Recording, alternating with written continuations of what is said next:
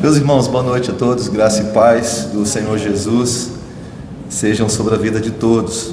Eu queria expressar minha gratidão a Deus e alegria por estar aqui nessa noite com os irmãos, ter a oportunidade de pregar a palavra de Deus e também ser edificado, que é quando nós viemos ao culto, viemos com esse propósito, com essa finalidade. Um equívoco que existe no meio do povo de Deus é achar que somente aqueles que estão aqui em cima estão servindo a Deus. Isso é um engano muito grande.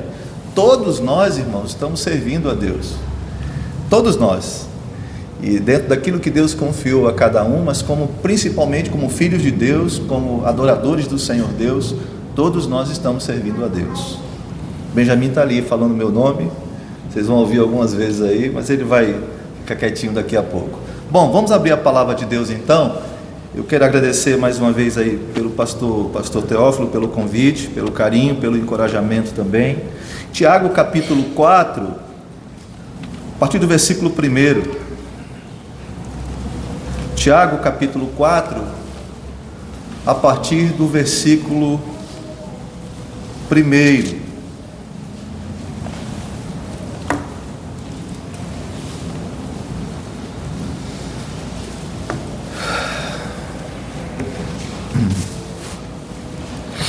Todos acharam? Vamos ler a palavra de Deus. De onde procedem guerras e contendas que há entre vós? De onde? Senão dos prazeres que militam na vossa carne? Cobiçais e nada tendes, matais e invejais e nada podeis obter. Viveis a lutar e a fazer guerras.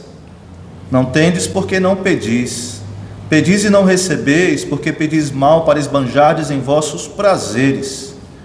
Infiéis, não compreendeis que a amizade do mundo é inimiga de Deus? Aquele, pois, que quiser ser amigo do mundo, constitui-se inimigo de Deus. Ou supondes que em vós afirma a Escritura, é com ciúme que por nós anseia o Espírito que Ele fez habitar em nós? Antes Ele dá maior graça, pelo que diz, Deus resiste aos soberbos, mas dá graça aos humildes. Sujeitai-vos, portanto, a Deus, mas resisti ao diabo, e ele fugirá de vós. Chegai-vos a Deus, e ele se chegará a vós outros. Purificai as mãos, pecadores, e vós que sois de ânimo dobre, limpai o coração. Afligi-vos, lamentai e chorai. Converta-se o vosso riso em pranto, e a vossa alegria em tristeza.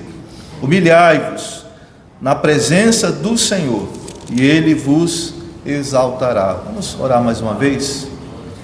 Senhor nosso Deus, nosso Pai celestial, nós bendizemos o Seu nome, louvamos o Seu nome, adoramos ao Senhor, porque o Senhor é o único Senhor, e nós queremos nesta noite sermos ministrados pelo Senhor, pela ação do Teu Espírito que entre nós, ó Deus, está presente, que não veio a esse lugar como convidado, mas como aquele que nos enxertou no corpo de Cristo, nos regenerou, nos batizou e nos uniu ao Senhor Jesus Cristo por meio da sua obra expiatória.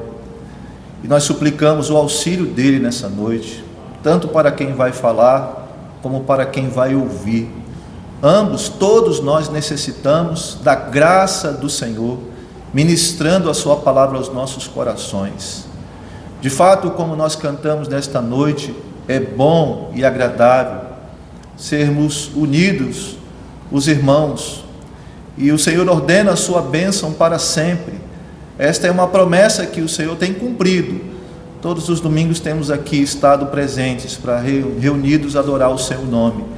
E essa palavra tem de fato se materializado, porque percebemos a presença do Senhor, nos abençoando, Senhor. Fala conosco nesta noite, perdoa os meus pecados, os nossos pecados, que esse texto sirva para nos confrontar, mas também para nos consolar, nos encorajar a caminhar com o Senhor Jesus, em novidade de vida. Assim oramos com perdão dos nossos pecados. Amém. Meus irmãos, o tema da minha reflexão nesta noite é a origem das guerras e contendas e o caminho de Deus para cessá-las. a origem das guerras e das contendas e o caminho de Deus, as ferramentas que Deus vai nos instruir através de sua palavra para vencer os nossos conflitos, para vencer as guerras e contendas. Ao refletirmos sobre a origem dos conflitos e as inquietações da vida, nós somos levados, meus irmãos, a olhar não apenas para as nossas atitudes externas, mas principalmente por aquilo que brota no profundo do coração humano, nos nossos corações, os nossos afetos que muitas vezes são desordenados. Eu queria, portanto, à guisa de introdução, ilustrar o que eu estou dizendo, ilustrar essa realidade com um pensamento de um teólogo americano conhecido como Jonathan Edwards. Jonathan Edwards foi um dos teólogos mais brilhantes que a América já produziu. Isso não são palavras minhas. Muitos que ouvem Jonathan Edwards, seus sermões que estão disponíveis aí na internet, sendo narrados, atualmente, obviamente, tem sido fonte de edificação para muitas pessoas. Edwards tinha uma mente intelectual extraordinária, impressionante. Ele publicou no Brasil, aliás, a editora Vida Nova publicou, acho que ano passado, ano retrasado, uma das suas obras intituladas Feições Religiosas, pela editora Vida Nova, em que Edwards fala um pouco sobre os afetos dos nossos corações. Veja só o que ele vai dizer, por exemplo, no capítulo 1 e no capítulo 3 do seu livro. Eu fiz um resumo para expressar o pensamento de Edwards sobre isso. Ele diz o seguinte: os afetos do homem são a fonte de suas ações. Aquilo que ele ama, deseja e busca determina o curso de sua vida. Quando esses afetos são desordenados, toda a vida se torna desordenada. Quando esses afetos são desordenados, prestem muito atenção nesta palavra, o homem passa a amar o que não deve, a desejar o que não lhe convém e a buscar sua felicidade em coisas que não podem satisfazê-lo. E quando é impedido de alcançar tais coisas, a sua alma se enche de inquietação, de frustração e de ira. Olha o que Jonathan Edwards vai dizer: assim surgem muitas das contendas entre os homens, não porque foram ofendidos de fato, mas porque seus desejos foram contrariados. Mas quando os afetos são dirigidos a Deus, a alma encontra descanso, pois Deus é o único bem capaz de satisfazer plenamente o coração humano. E aquele que encontra satisfação nele não precisa contender com os homens para ser feliz. Muito interessante esse pensamento do Edwards. E a síntese desse pensamento nos ensina que a vida humana é guiada principalmente pelos afetos, ou seja, pelos amores, desejos e inclinações que de uma certa maneira dominam os nossos corações. E nesse contexto em que Edwards escreve, ele nos ensina que as guerras e contendas externas refletem, na verdade, conflitos internos, visto que o homem não luta apenas por ser ofendido, mas porque os seus desejos foram negados, os seus desejos foram contrariados. Em contrapartida, quando ele dedica a Deus, quando os seus afetos são ordenados por Deus, e Deus é considerado como sendo plenamente suficiente para ele, o homem é liberto da dependência das coisas passageiras, e esse coração aflito, esse coração inquieto, cheio de conflitos, de guerras e contendas, deixam de governar o seu coração. O pecado perde a sua força dentro de seu coração. É o que nos ensina Jonathan Edwards. Então, diante dessa realidade do coração humano, tão bem escrito aqui por Jonathan Edwards, e de seus afetos desordenados, esse texto de Tiago, no capítulo 4, o texto que nós lemos agora, nos conduz a um diagnóstico profundo, a um diagnóstico cirúrgico sobre esta realidade que atinge não somente homens, crianças, mulheres e adultos, mas toda a raça humana indistintamente está envolvido dentro dessa experiência.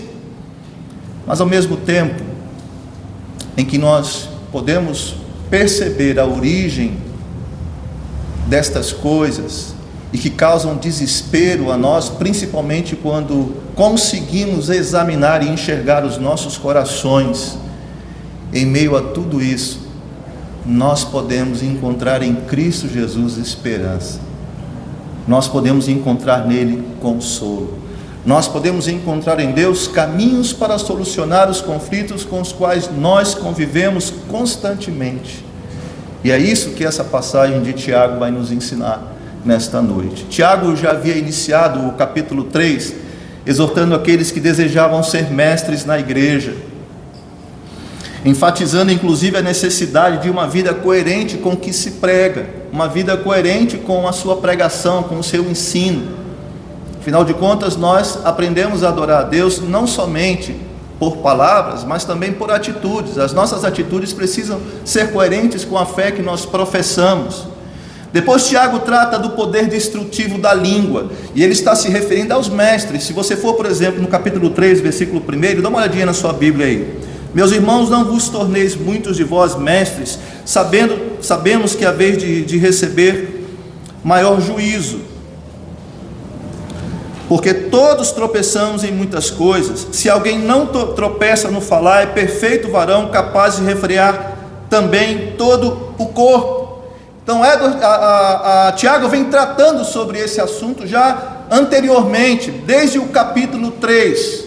Portanto, quando nós chegamos no capítulo 4, esse texto, ou esta linha de pensamento flui naturalmente para esse texto em que nós vamos examinar agora, onde ele aprofunda o diagnóstico espiritual daquela comunidade, mostrando inclusive para aqueles irmãos que as contendas têm origem nas paixões que guerreiam no interior do homem.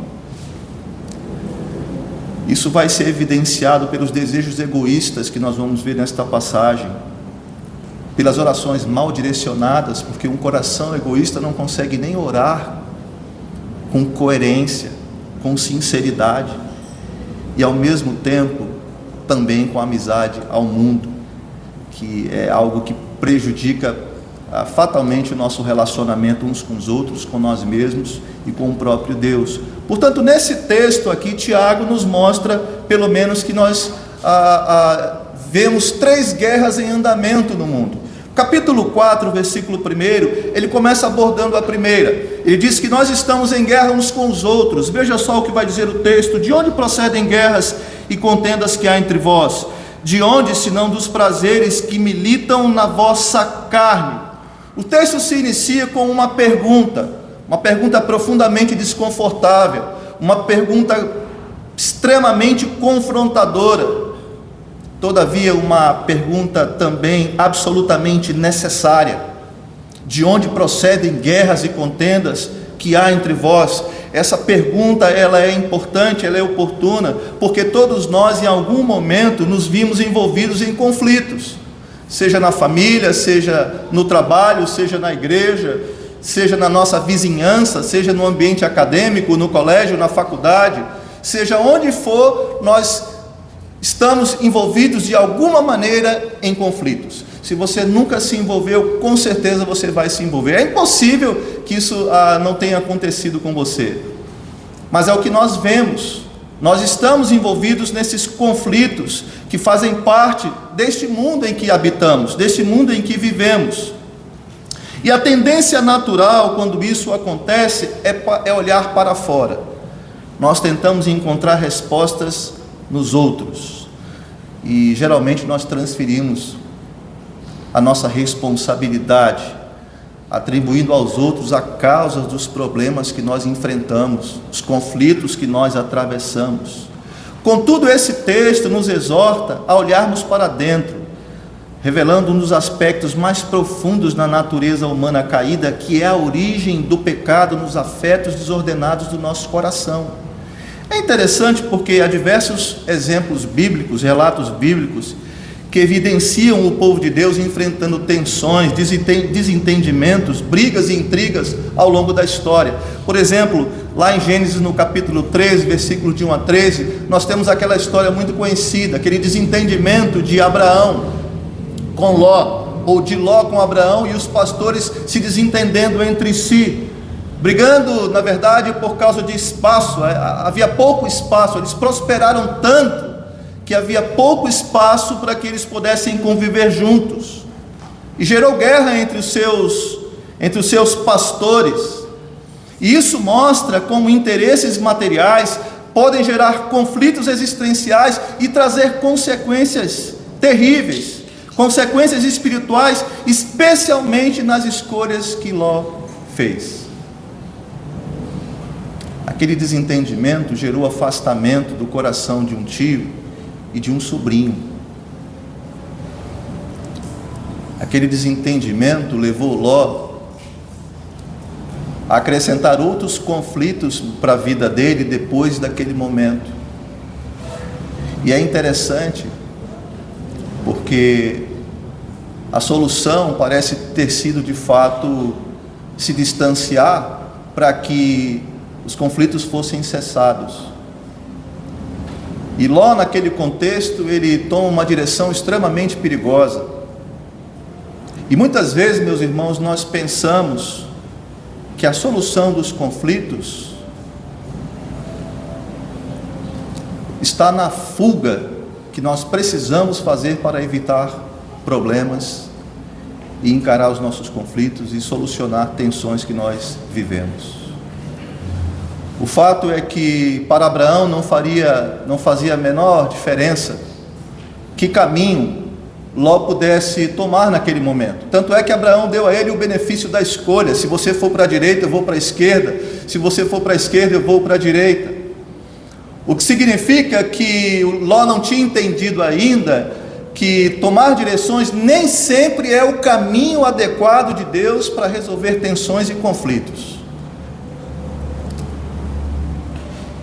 O que significa que nem sempre nós entendemos que o mais importante do que mudar de direções é mudar as nossas atitudes, é mudar o nosso comportamento, é mudar o sentido da vida.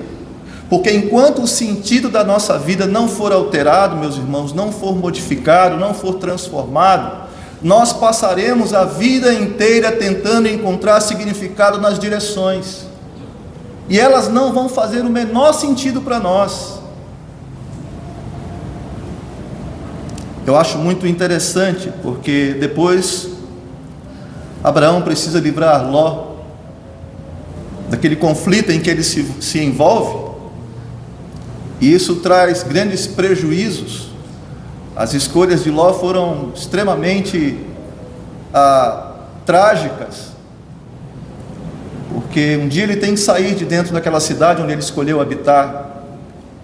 Ele sai de lá depois do conflito que ele tem, que o tio dele livra ele daquele problema. Nós lemos na narrativa de Gênesis, mas as suas escolhas parecem ter sido tão infelizes, porque 2 Pedro capítulo 2 diz que a alma dele se angustiava quando habitava no meio daquele povo. Parece que aquela escolha que Ló fez não o deixava à vontade, não o deixava tranquilo. Parece que havia inquietações, convivendo num ambiente hostil, um ambiente de perseguições, um ambiente de abusos. Mas foram as escolhas que Ló fez naquele momento. E nesta carta não é diferente. Tiago também fala de conflitos dentro da igreja. Se você observou, por exemplo, durante a liturgia do culto, foi lido o capítulo 3, versos 13 a 18, onde ele diz o seguinte, a partir do versículo 13: quem entre vós é sábio e inteligente, mostre mansidão e sabedoria, mediante condigno proceder às suas obras. Se pelo contrário tendes em vosso coração inveja amargurada e sentimento faccioso, nem vos glorieis disso, nem mintais contra a verdade. Esta não é a sabedoria que desce lá do alto, antes é terrena, animal e demoníaca. Pois onde há inveja e sentimento faccioso, aí há confusão e toda espécie de coisas ruins.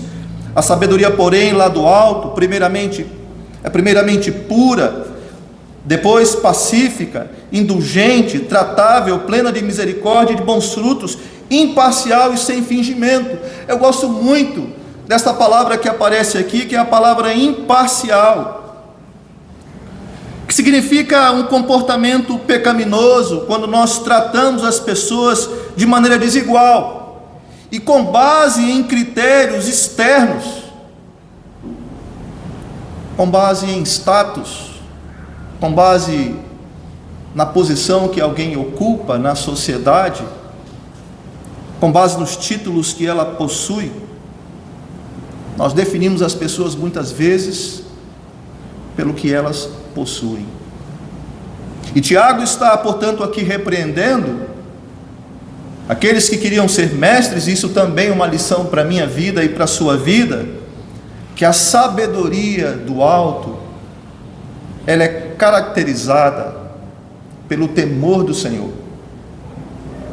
E quando nós agimos obedientes à palavra de Deus, nós passamos a ser tratável, plenos de misericórdia, principalmente quando estamos envolvidos no meio dos conflitos. É interessante porque, às vezes, uma palavra grega, um termo grego, tem 3, 4, 5 significados, dependendo da palavra. E a palavra misericórdia é interessante que é usada por Tiago, porque existem pelo menos 2 palavras que eu me recordo para a palavra misericórdia, que é a palavra macrotimia e a palavra hipomoné. A palavra hipomoné descreve paciência nas circunstâncias, longanimidade, perseverança. E misericórdia é ter paciência, é ser perseverante, pelo menos em andar com alguém que a gente considera difícil de poder tolerar muitas vezes. A palavra longanimidade, que também pode ser traduzida da palavra macrotimia, tem a ideia de paciência com os outros. Então, paciência nas circunstâncias e paciência com os outros. E nós precisamos exercer misericórdia, porque às vezes nós temos uma extrema capacidade de suportar, de ter paciência em relação às circunstâncias, mas nós não temos a mínima tolerância e paciência ao lidar com os conflitos dos outros. E a gente lida com essas tensões, com esses conflitos o tempo inteiro. E nós precisamos, portanto, ser misericordiosos, compassivos, pacíficos e sermos imparciais. Não fazermos acepção de pessoas. A nossa fé precisa ser sincera. Tiago vai dizer que ela precisa ser sem fingimento algum. Mas Tiago também nos mostra que haviam conflitos pessoais. Se você for ao capítulo 4, por exemplo, do versículos 11 e 12, o texto vai dizer: irmãos, não vos faleis mal uns dos outros. Aquele que fala mal do irmão ou julga seu irmão, fala mal da lei, julga a lei. Ora, se julgas a lei, não és observador da lei, mas juiz. Os cristãos falavam mal uns dos outros e julgavam uns aos outros. E o que nós vemos aqui, mais uma vez, é o uso indevido da língua, que ele já havia abordado no capítulo 3. É interessante porque nós devemos falar sempre a verdade uns para os outros, mas nós fazemos isso, meus irmãos, principalmente motivados pelo amor e pela edificação. É por essa razão que nós devemos evitar falar mal uns dos outros com espírito de maledicência, de rivalidade, de crítica, de difamações, de calúnias, de perjúrias, porque é a imagem e semelhança de Deus. Todos somos a imagem e semelhança de Deus e somos irmãos uns dos outros, e nós não podemos nos comportar como juízes. Eu me lembro que certa feita a gente estava, acho que na Missão Vida, lá em Cocalzinho de Goiás, no interior de Goiás.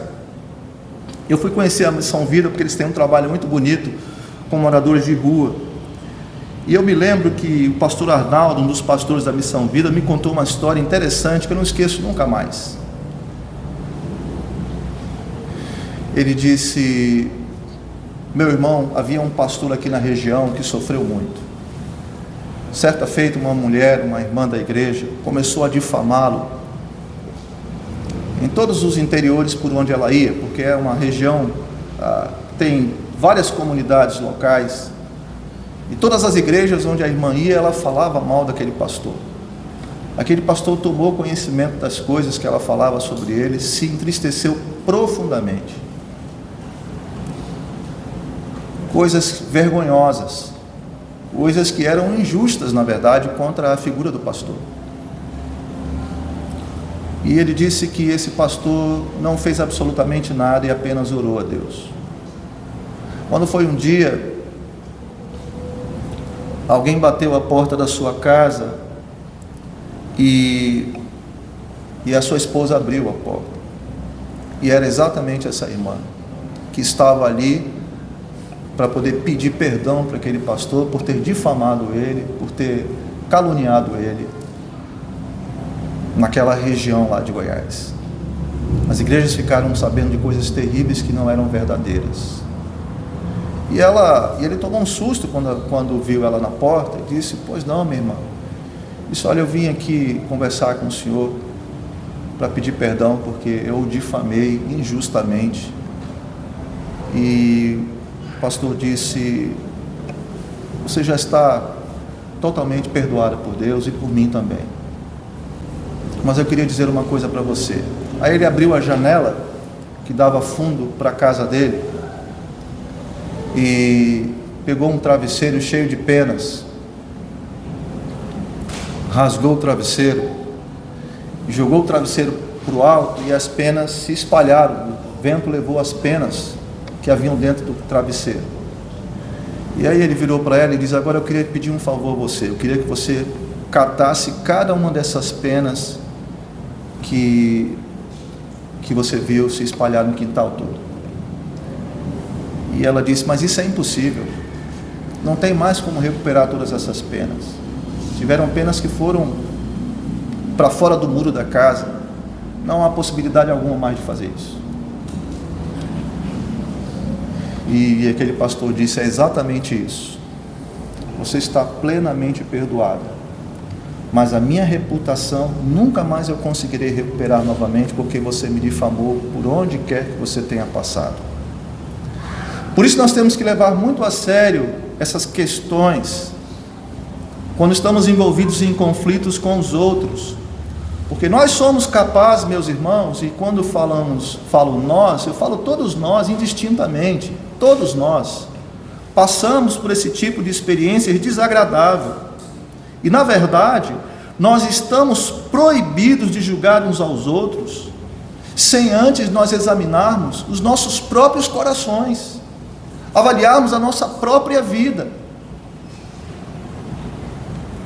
Nós não estamos, obviamente, impedidos de usar o discernimento para exercer o julgamento, porque o julgamento é bíblico. Mas o único julgamento que o Senhor Jesus reprova é o julgamento hipócrita, que é quando você reprova no outro as coisas que você mesmo pratica. Esse é um julgamento hipócrita. Nesse sentido, nós estamos proibidos de exercer o julgamento em relação ao outro. Mas o julgamento, ele é bíblico quando ele é motivado pela disciplina correta, na medida correta, pela restauração, pelo amor, pela edificação uns dos outros. Então nós de fato precisamos. Mas a pergunta que quero responder é esta: por que nós estamos então em guerra uns com os outros, se nós pertencemos à mesma família e cremos no mesmo Senhor, se fomos batizados com o mesmo Espírito, fazemos parte da aliança de Deus conosco? Tiago vai responder agora esta pergunta, falando sobre a segunda guerra que está em andamento no mundo, que é a guerra que nós travamos com nós mesmos. Primeiro Tiago falou da guerra que nós travamos uns com os outros. Agora Tiago vai falar da guerra que nós travamos com nós mesmos. Veja aí o que diz, por exemplo, o versículo de número 1 ainda. De onde procedem guerras e contendas que há entre vós? De onde, senão dos prazeres que militam na vossa carne? Cobiçais e nada tendes, matais e invejais e nada podeis obter, viveis a lutar e a fazer guerras, nada tendes porque não pedis, pedis e não recebeis porque pedis mal para esbanjares em vossos prazeres. Agora Tiago, meus irmãos, nos ensina que as guerras externas, inclusive aquelas que surgem dentro da igreja, essas que nós vimos agora há pouco, têm a sua origem, na verdade, nas guerras internas do coração humano desordenado. Quando Tiago pergunta de onde procedem as guerras e contendas que há entre vós, a resposta é contundente, mas ela é necessária. Ele vai dizer que é dos prazeres que militam na vossa carne. E é interessante porque a palavra prazeres que aparece aqui no original grego é a palavra hedonê. Há uma palavra muito semelhante nos nossos dias, que ganhou um contorno mais filosófico, que é a palavra hedonismo, mas que tem uma aproximação de significado, de sentidos, com o que Tiago está reprovando aqui em seus leitores. Essa palavra que tem a ideia, na verdade, de um comportamento centrado em si mesmo, cheio de egoísmo, e de alguém que vive para satisfazer apenas a si mesmo e encontra nisso o significado e o sentido da sua vida. É interessante porque esta é a palavra que é usada para o Novo Testamento para se referir a situações egoístas voltadas para a satisfação pessoal, que muitas vezes nos distanciam de Deus por causa da nossa indiferença, por causa dos nossos egoísmos. Ou seja, o que ele está dizendo é que são desejos desordenados, como a cobiça, a inveja, porque ele citou isso aqui no texto, e o egoísmo que alojamos no íntimo, no nosso interior, de onde transbordam em forma de conflitos, divisões e contendas no meio do povo de Deus. Ele já disse isso aqui no capítulo 3, no texto em que nós lemos, e nós sabemos que os nossos corações são governados pelo egoísmo, pelo menos por duas razões. Ele diz no versículo 2, viveis a lutar e fazer guerras. Em segundo lugar, Tiago diz também que é por causa da desordem na comunhão com o próprio Deus, porque esse egoísmo influencia inclusive a maneira como oramos, que é o que Tiago vai dizer no versículo 3, pedis e não recebeis, porque pedis mal para esbanjarem em vossos prazeres. O que Tiago está nos ensinando é que os desejos egoístas corrompem até mesmo a oração, nos afastando de Deus, afastando o nosso coração do Senhor. E aqui, meus irmãos, há pelo menos duas aplicações. A primeira delas é que muitos problemas nas igrejas, nas famílias, já teriam sido resolvidos se as pessoas olhassem para dentro de seus próprios corações. Se elas enxergassem a guerra e a contenda que está presente dentro dos seus próprios corações, agora mesmo. Em segundo lugar, a segunda aplicação que eu quero trazer aos irmãos é que quando a oração se torna centrada em nós mesmos, ela revela um coração cheio de egoísmo, de ingratidão, de inveja e cobiça. E a cobiça pode levar uma pessoa a matar, pode levar uma pessoa a mentir, a desonrar os pais, a cometer adultério e de uma forma ou de outra a transgredir toda a lei moral de Deus, porque é o que Tiago vai dizer aqui no capítulo 4, no texto em que nós lemos, a partir do versículo 2, cobiçais e nada tendes, matais e invejais e nada podeis obter, viveis a lutar e a fazer guerra, nada tendes, porque pedis mal, pedis e não recebeis, porque pedis mal, para esbanjardes em vossos prazeres, e novamente aparece a palavra prazeres aqui. E é interessante porque Tiago ele apresenta agora o motivo pelo qual nós estamos em guerra com nós mesmos e em guerra uns com os outros.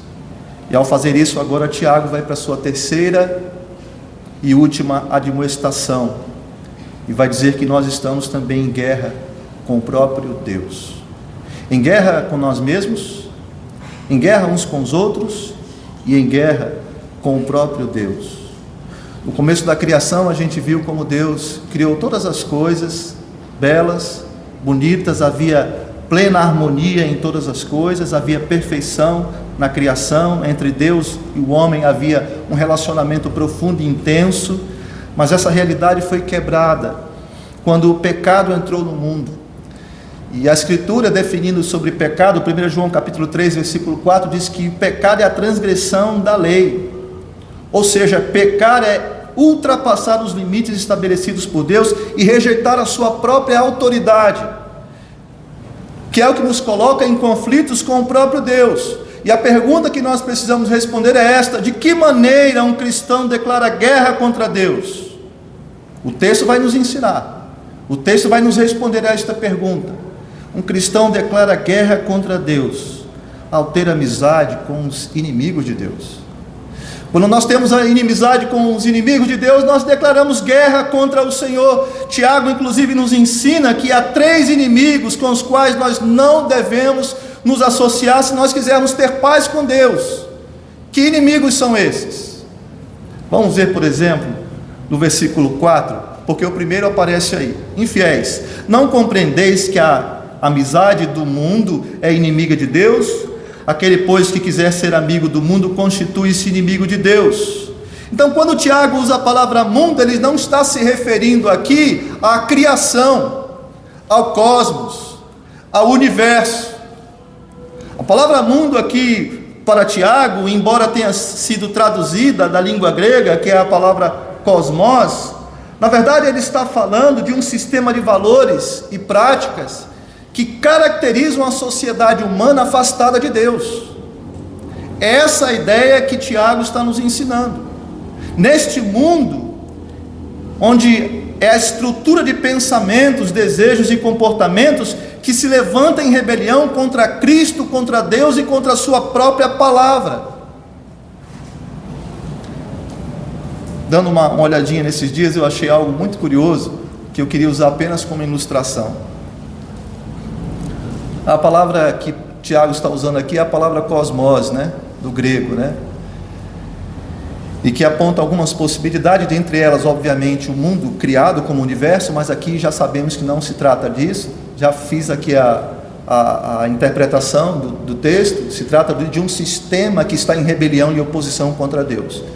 Mas é interessante porque dessa palavra cosmos,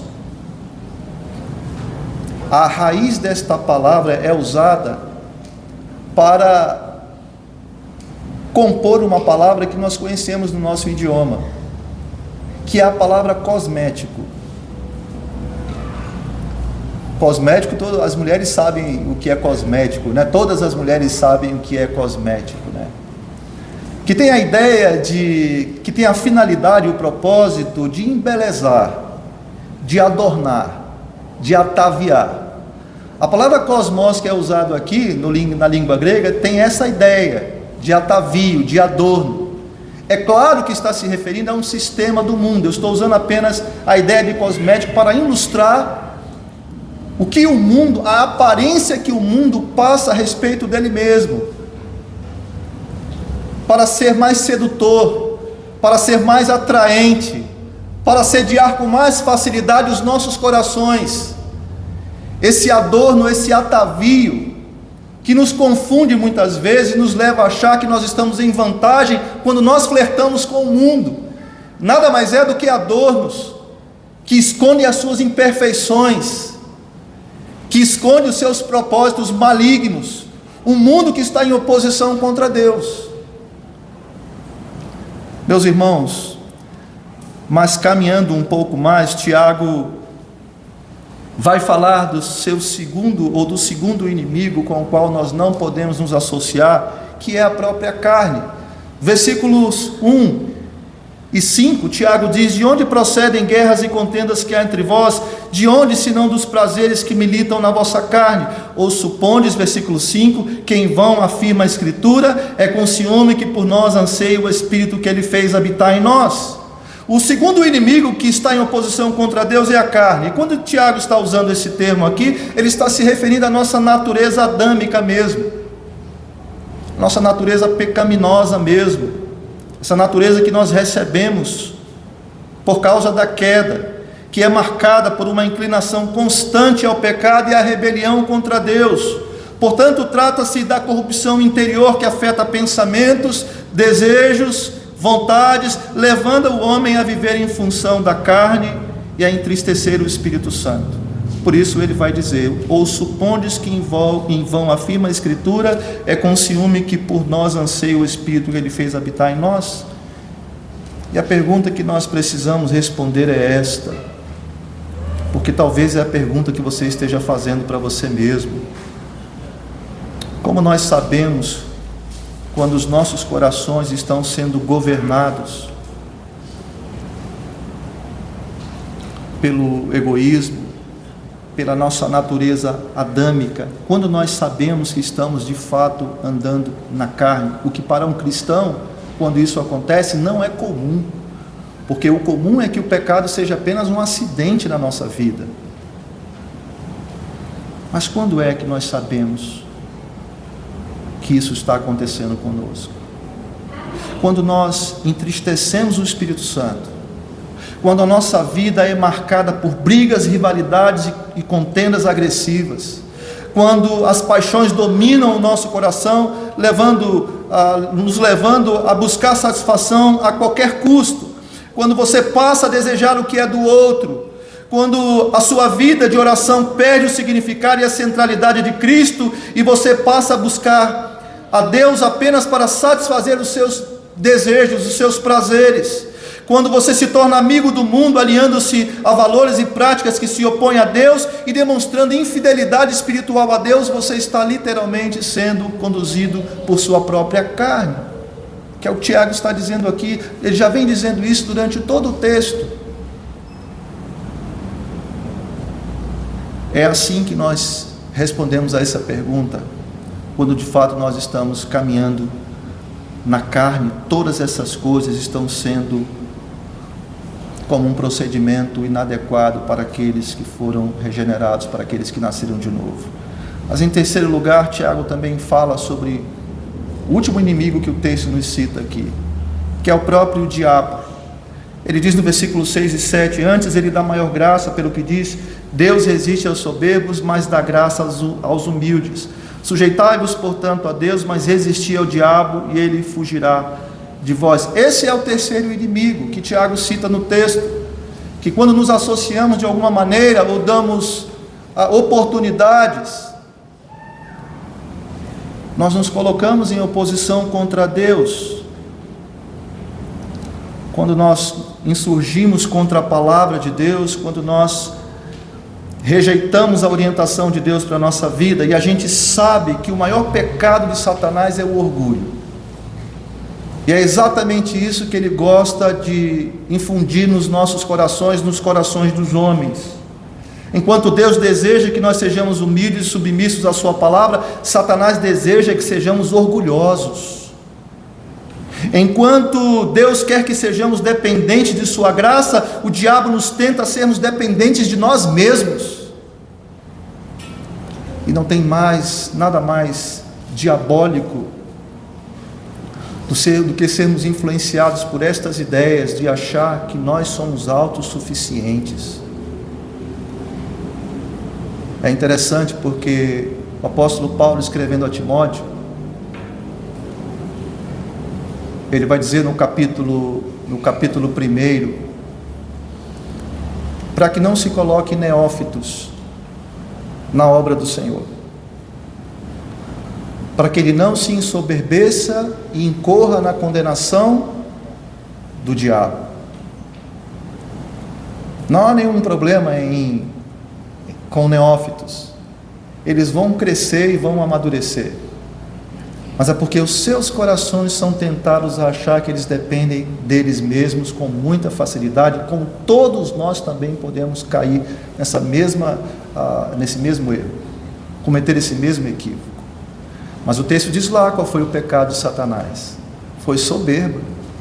Foi o que nós lemos agora no Salmo 131, quando Davi diz, Senhor, não é soberbo o meu coração, eu não ando à procura de grandes coisas demais para mim, de coisas maravilhosas demais para mim. Não é que Davi olhou para dentro do seu coração e nunca viu em momento algum orgulho, soberba ou vaidade, não é isso. É que a respeito do que estavam dizendo a ele, ou sobre ele, naquele quesito, quando ele sonda o coração dele, ele percebe que não há soberba. E qual é o contexto lá? O texto não deixa muito claro para nós o contexto em que o Salmo 131 foi escrito, mas nós sabemos que naqueles dias, Saul era rei de Israel, e Davi havia sido ungido para poder ser o próximo rei de Israel. E Saul era uma figura extremamente orgulhosa, invejosa, e muitas coisas se dizia a respeito de Davi, de que possivelmente ele estivesse querendo tomar o trono de Saul. subjugar Saul. E Davi está dizendo: Senhor, meu coração não está nenhuma dessas coisas. Eu não ando à procura de coisas maravilhosas demais para mim. Não é verdade o que estão dizendo a meu respeito. Isso não é verdade. Então é nesse sentido que quando ele sonda o coração dele, ele percebe que não há soberba dentro do coração dele. Um dos problemas das igrejas nos dias de hoje é o número excessivo, meus irmãos, de celebridades e não de servos. Como nós estamos precisando de servos de Deus e não de celebridades.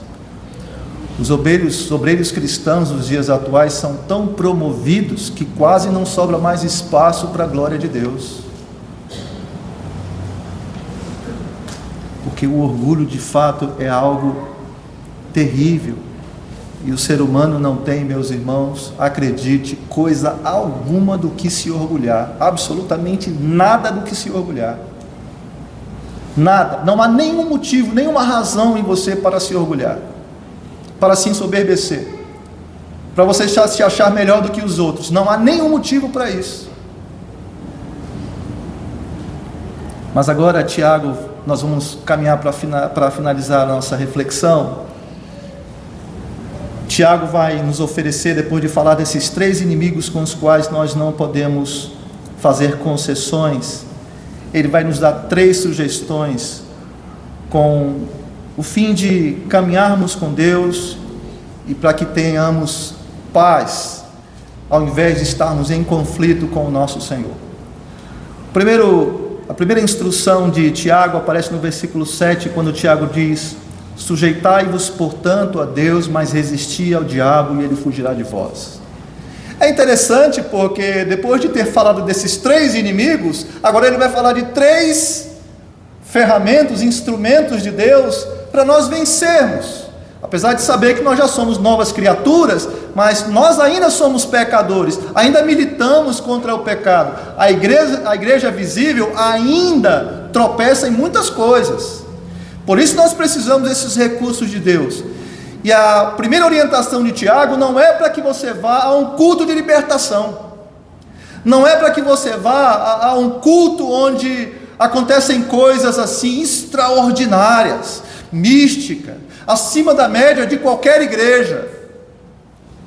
Não é para que você participe de nenhuma corrente de oração e você tenha que fazer qualquer sacrifício, ou que você precise sair por aí amarrando o diabo para que Satanás não tenha, como eles dizem, legalidade, né? Porque essa é a linguagem muito bem utilizada por essa turma.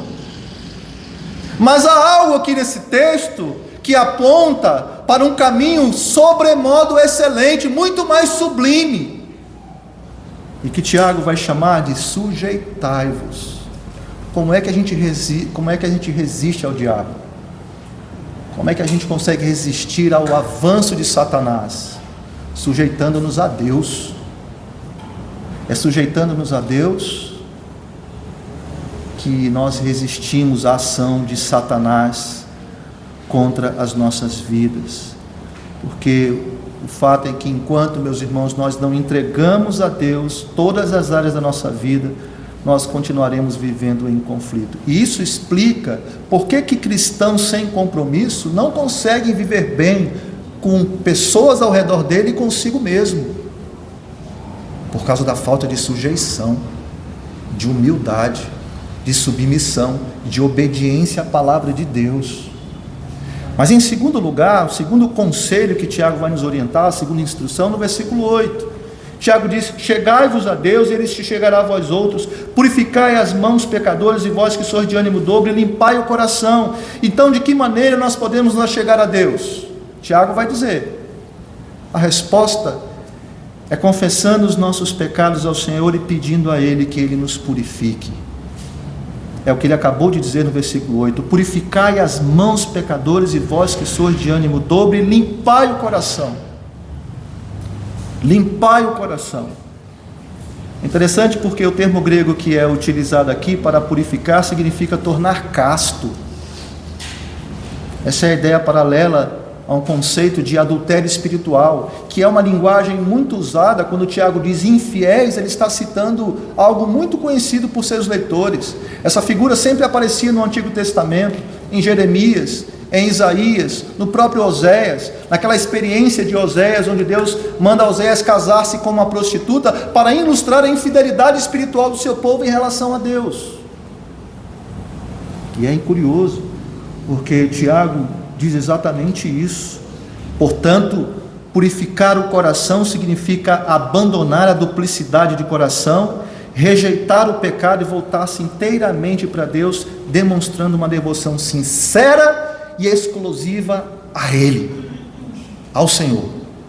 E em último lugar, para nós finalizarmos a nossa reflexão, versículos 9 e 10, Tiago diz, esse é um segundo conselho de Tiago: afligi-vos, lamentai e chorai, converta-se o vosso riso em pranto e a vossa alegria em tristeza, humilhai-vos na presença do Senhor e Ele vos exaltará.